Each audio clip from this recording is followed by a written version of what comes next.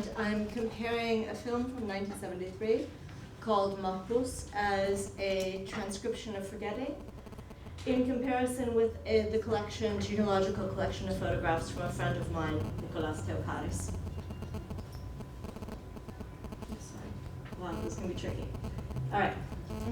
The 1973 Turkish film, Mahpus, begins as a classic love story set in a village in Cappadocia, somewhere near the cities of Nevshehir and Ürgüp. Woven into the tale, we find multiple stories of loss, of love, of course, it's a Yeşilçam film, but also spaces which, like love, transform into prisons, and then, perhaps, find their paths out again. Beyond the characters, we see vistas which echo with the emptiness of spaces lost, spaces that offer a metaphor for the incomplete erasure of the landscape of memory. The film opens as our heroine, Mohan, tills her fields in the heart of Cappadocia, an ancient region of erosion-sculpted volcanic rock formations hewn with cave dwellings and churches from the 8th century iconoclastic era of Byzantium. As the landscape binds her to the past, her name, Mother of the Ruler, promises a fertile future. Flaunting tradition, she is determined to choose her own future, leaving her marriage in the hands of love over logic.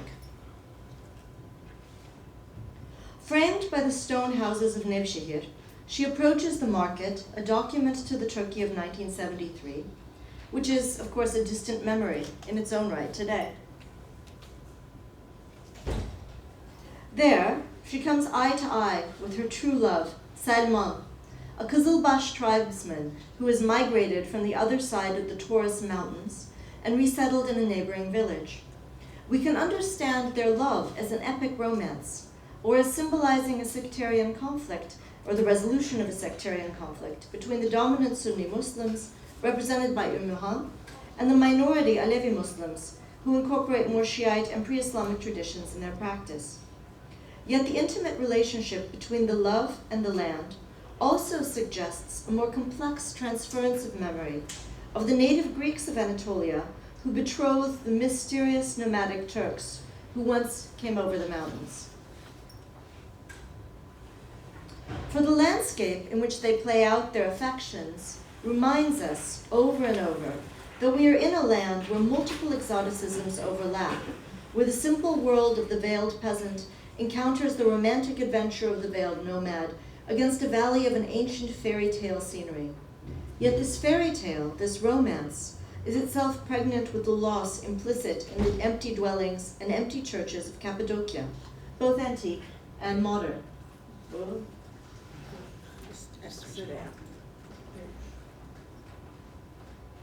now I'm not moving forward anymore. No, that's back. Wait, now I need to move back though. There we go. Good.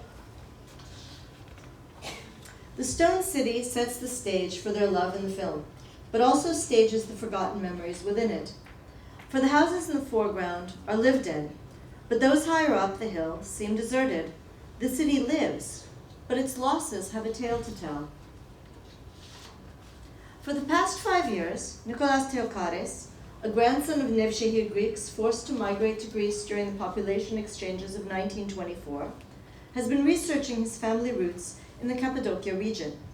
His investigations into his ancestry and the collection of documentation has engaged remembrance as a resistance to the active forgetting inscribed into the Turkish national narrative. Yet the relationship between the narrative of a film like Mahpus and the complex landscape in which the film is set and recorded suggests a far more complex interaction with this unacknowledged past. Theocharis' ancestors lived in the Greek community of Nevshehir. In addition to the centrally located Turkish community, the city also boasted a small Armenian community. In the middle of the 19th century, the thriving Greek community had outgrown its institutions and therefore built a new church prominently in the center of the city. Theocharis' great-grandfather Kostakis was the patriarch of a landed family who had 12 sons and no daughters, with his wife Marisava. The youngest of his sons, Socrates, who is the youngest brother of Theocharis' great-grandfather, married Sofia Iliadi from Ankara, and the couple had 3 children, one of whom is pictured here. This photograph, taken before 1920, offers a vision of Nevshehir diametrically opposed to the rural vision of the provinces offered in the film, because in the Turkish memory, Anatolia is always rural. Here, we see a well-heeled family comfortable in their wealth, literally visible as a necklace of gold coins that garlands the young Sofia's otherwise entirely Western dress. We see a venerable Ottoman gentleman, Kostakis, comfortable in his fez, while his son, Socrates, presents a more modern pan-European identity. While the studio photographs provides us with little information about the everyday surroundings of the family, the setting and pose offer us a vision of photographic self-presentation of any upper-class family of turn of the century anywhere, in the world where Western practices, including furniture, dress, and photography itself, had taken hold. Turkish film's frequent replacement of this urban setting with a consistently rural vision of the provinces conveniently forgets this cosmopolitan legacy, even as it inscribes it on the backdrop of films such as Mahpus. The lack of distinction in the garb and attitude of upper-class Greeks from the Theokaris family of Nevshehir and my maternal grandfather's father, an Ottoman administrator in Istanbul, underscores the effectiveness of Tanzimat reforms in enabling a visual cosmopolitanism to flourish in the capital as well as in the provinces. While neither photograph bears a date, the studio props combined with the long mustaches suggests fashion around 1890. This vision of an undifferentiated empire, however, needs correction, as not all well-to-do Ottomans looked alike. My maternal great-grandfather, on my grandmother's side, a merchant from Rize, came from the Dervish-Sade family, which had long resisted Ottoman mandates. The maintenance of a turban among the Muslim elites in this provincial center may suggest an inherent adherence to tradition rather than an active resistance to metropolitan fashions of cosmopolitanism, but the differing reactions between the Greek adoption of pan-ethnic practices under the Tanzimat may also well relate to the added advantage of cosmopolitanism for non-hegemonic populations. Pronounced as the difference could be among men, the sartorial differences between women were far greater, and clearly reflected in photography. The fur and feather fringes on the outer coats of these women, the one Greek from Nevshehir, the other an upper-class Turk from my family, probably Istanbul, suggest temporal and class affinity, while underscoring differences of ethnic and religious tradition.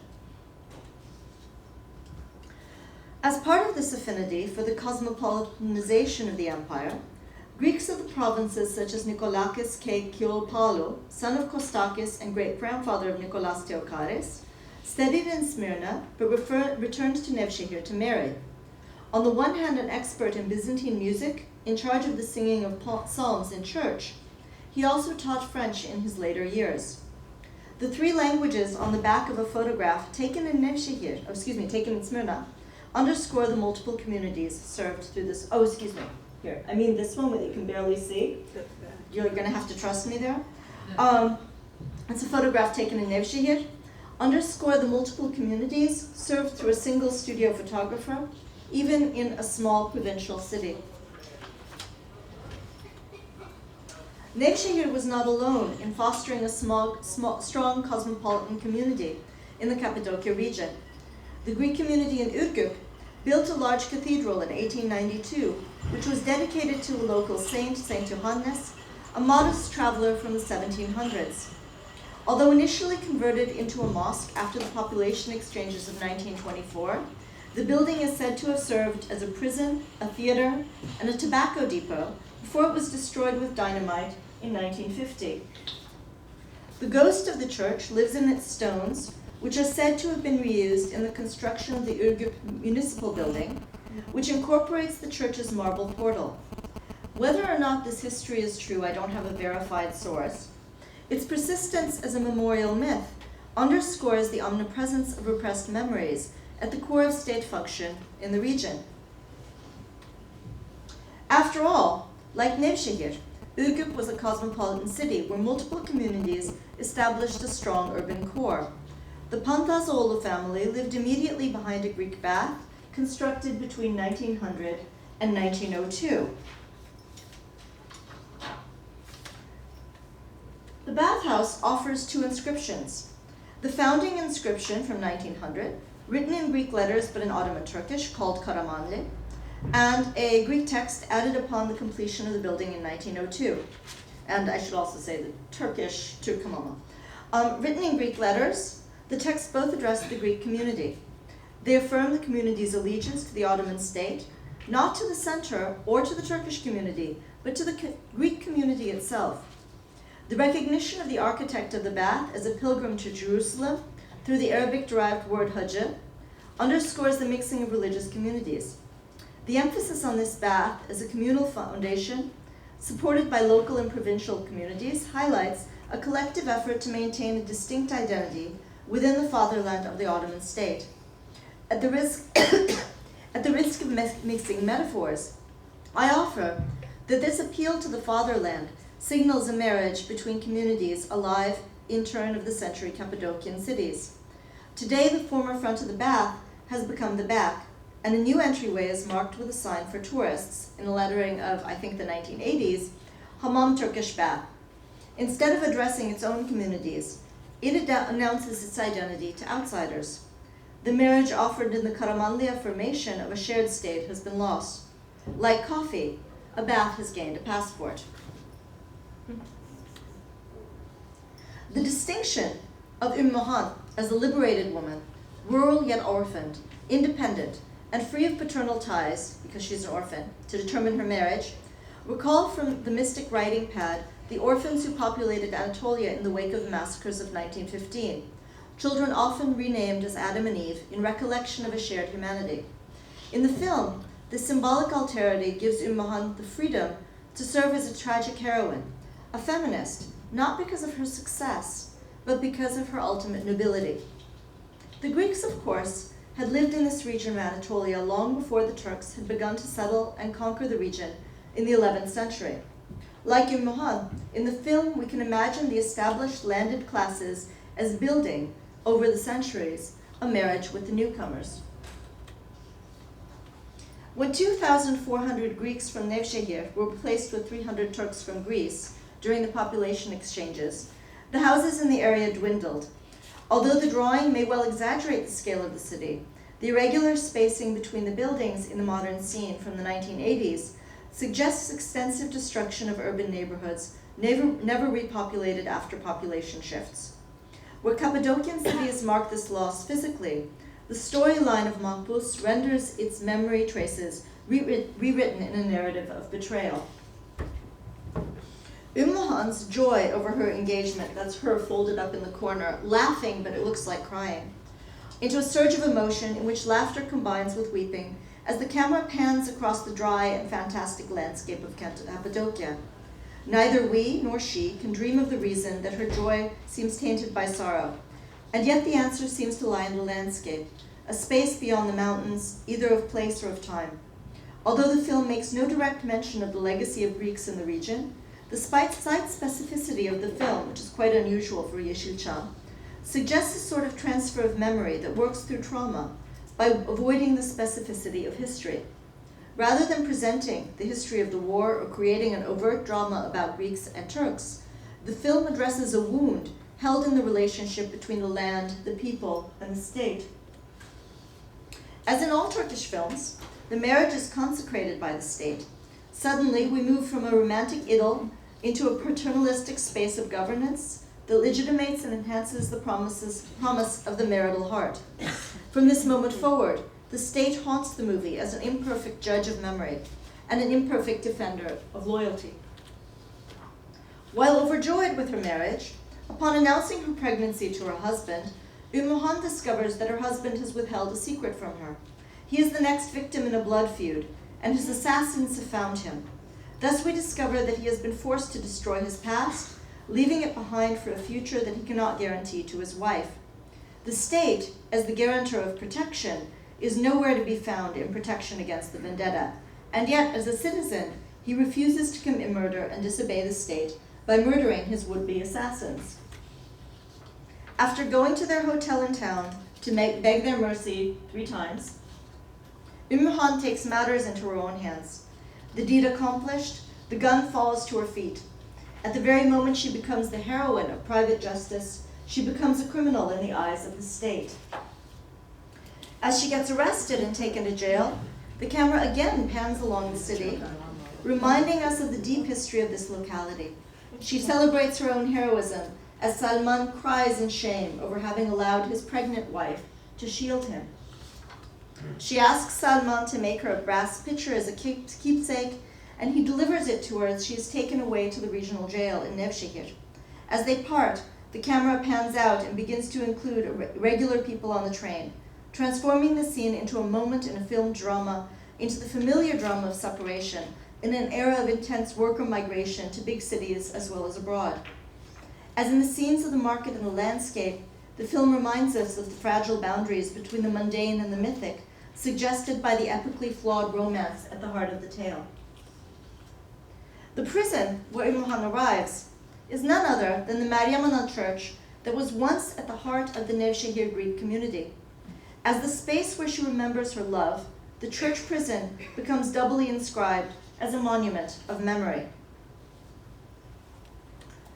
Built in 1849, the church replaced an earlier structure that was no longer large enough to serve the needs of the growing Greek community. Abandoned after the population exchanges of 1924, the building was transformed into a prison in 1950 and remained operational until 1983. Recognizing the building as a monument to his family, the site where his ancestors were married, and the church where his grandmother Aftalia was baptized, Nikoteokaris has carefully documented the church with 360-degree photographic panoramas of each of the cells that reveal the awkward combinations of a consecrated church transformed into a prison. The exterior retains traces of the yellow paint used under the governance of Prime Minister Menderes to paint state institutions, including, among others, the former church and mosque of Hagia Sophia. Interior walls were built throughout the prison. Here we see rooms to the side of the entrance, labeled guards' chamber and solitary confinement. Not only does solitary confinement room retain the forms of the church, it even includes a painting of a saint done in 1900 with a covering of whitewash scratched away. The gallery was made into a full second story with cells on all sides. So normally, of course, this floor would have been empty. On the ceiling, an angel who once framed the Pantocrator image peeks out from under fallen whitewash, while in a cell, a nativity scene appears in a niche. As part of the transformation of a consecrated space into a prison, the insignia of the church remains at the local museum. If we interpret Han not as a criminal, but as a martyr who sacrifices herself for love, then the significance of her incarceration in this place multiplies. Later scenes film her at another prison, probably the Sultan Ahmet prison that has today become the Four Seasons Hotel. Yet in the early scenes, the filmmakers used the correct site location and emphasized the architecture of the church in order to underscore the complex play between moral and legal right and the interaction between state and citizen, law and tradition. As Han arrives at the prison, she carries the brass ewer made by her husband. Suddenly dizzy, she drops it, and we soon learn that, of course, she's lost the baby. As she enters the church prison, the ewer becomes a sign of her devotion, consecrated not by religion, but by love, a love that is housed in a church that has become a prison. When she discovers that he has betrayed her and married another, she gives the pitcher away to a fellow prisoner on the train, and consumed with rage, plots her revenge. Like the discarded gun, the once potent symbol has lost its meaning. It is shot. As is the marriage. While the state secured Han's right to her husband, it has not protected it. Instead, the man now looks modern and moves to the big city. But either he's retained pre-modern practices of having 2 wives, or he's denied the right of the state, which has for a second time failed Han. In the meantime, we must also wonder about the psychology of Salman, with whom we as spectators fell in love alongside Han. He was clearly a good man, and yet he forgot his wife, who had sacrificed herself for him. After this act, the film gives the character no more words, only looks of shame. We are left with the sense that this unbearable shame has forced him to forget the memory of a sacrifice that he cannot bear. In the city, she searches for Salman, helped by her friend the truck driver who falls in love with her, and hindered by the people of the bazaar who hope to capture her, and in the classic trope of the fallen woman of Turkish cinema, transform the village beauty into a nightclub star. But she has only one aim as she marches past the monuments of Istanbul, yet sees only her own memories in her mind's eye. Thus the film begins to juxtapose the religiously mixed cityscape of Istanbul with the unrequited love story of the film as filtered through the character's memory. The lost memory of one cosmopolitan cityscape becomes transposed onto the unrecognized yet visibly cosmopolitan monumentality of the metropolis. If the religious structures she passes suggest moral misgivings about her task, these are overridden in a secular state quite different from the multi-religious one of the previous century.